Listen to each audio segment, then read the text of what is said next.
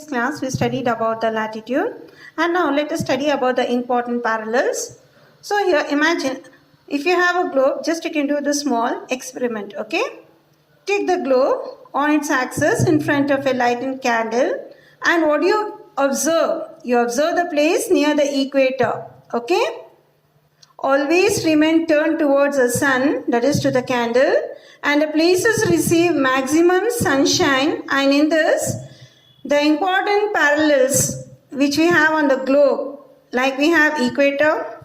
Can you observe this? Equator, what will be the degree? 0 degree. And here we had Tropic of Cancer, that is 23 degree 30 dash. We are going to read in this way, that is to the north.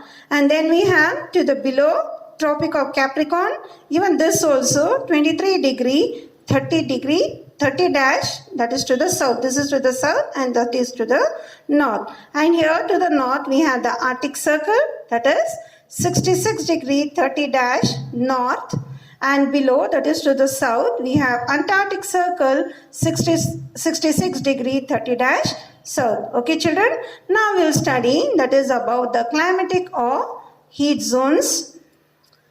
The parallel lines that you have observed in the globe, latitudes, that is drawn on the base of angle of incidence of the sun or the angle. Okay, it is equally drawn, which the sun shines overhead, and the above mentioned parallels of latitude helps demarcate certain zones that we have, that is affecting from one region to another region. So we have northern zone, southern zone, eastern zone, and western zone and eastern zone here.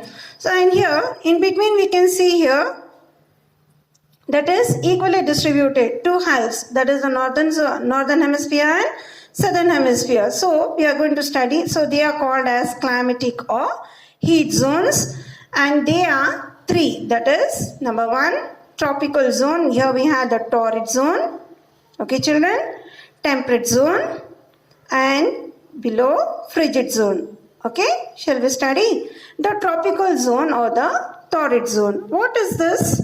This lies between Tropic of Cancer, can you observe, and Tropic of Capricorn in between, okay? And this is the hottest zone of the earth. Which zone? That is torrid zone is the hottest. The zone, why it is hottest here? Because this zone receives direct rays of the sun, that is called the torrid zone, and therefore it remains hot throughout the year. It receives maximum temperature. It's very hot. The Tropic of Cancer thus passes the sun rays, that is to the only to the southern half of southern half, that is only to India, that lies to the south part, this zone. So only to the South India it is hot. And can you give me, can you just identify which are the places come under this torrid zone? Yes, that is Indonesia, Thailand, Maharashtra, that is our India, that is to the east, southwest part, Maharashtra, and Karnataka to the south part. Okay, that is to torrid zone. Can you observe children? See, this is to the torrid zone. The zone receives direct rays of the sun. Can you? Sun, and these are the rays. Where it is facing? It is facing towards the torrid zone, and then to the half of the sun rays to the south part, right? So this is a torrid zone. The next zone is called the temperate zone. Okay, this temperate zone, it lies between Tropic of Cancer, that is to the northern hemisphere. We have Arctic Circle, okay, and Tropic of Capricorn. Below to the southern hemisphere we have the circle called Antarctic Circle. This is not like torrid zone. This is moderate heat. Why? Because the sun never overhead. It is not a direct rays. It is having a minimum sunlight. The rays are slanting. So this area receives enough of heat. The places lie to the temperate zone. We have Europe and Central America. The third zone is called the frigid zone. This lies to the northern hemisphere, that is to the Arctic Circle, that is to the North Pole in northern hemisphere, and between Arctic Circle, that is South Pole, southern hemisphere. And this is the coldest zone of the earth. Okay? In this two zones, that sun never rises above the horizon. It is always completely, it's very cold, frozen area. So here the polar region, it receives minimum solar energy, that is to this part area where we have the frigid zone. Always it's covered by glacier, very cold, and most of the part, why it remains frozen here? Because it has 6 months of daylight and 6 months of night. And so this is known as frigid zone. The important places for this is Finland and Antarctica. Okay? Now, yeah children, now let us study about the longitudes. Okay? These are called longitudes. These lines are also known as meridians. Can you observe the red line and the blue lines? So these are the meridians, are imaginary lines running vertically, that is from North Pole to South Pole. This is the North Pole and South Pole. And here we have the two colors, that is red and blue. Here we have 180 plus 180, that is 360 meridians overall. And here this is the exact line. So this is called as a prime meridian or the central longitude. This divides the earth into two halves. Okay? Here we have the two hemispheres, that is western hemisphere and eastern hemisphere.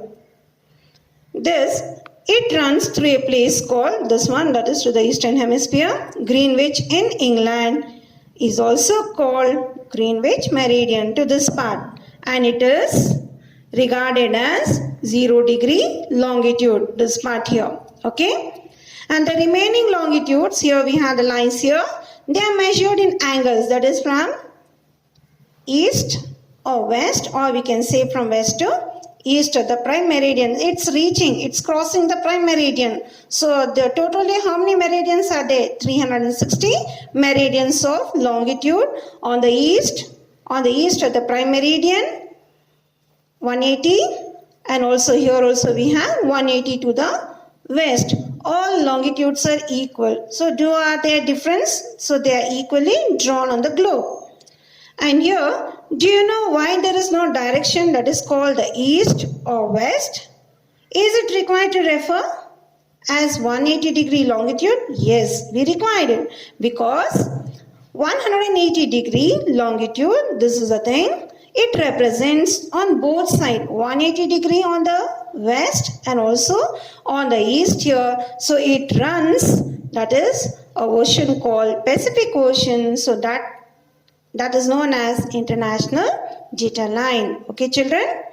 And in this, the distance between, so here we have a gap. So we read as degree.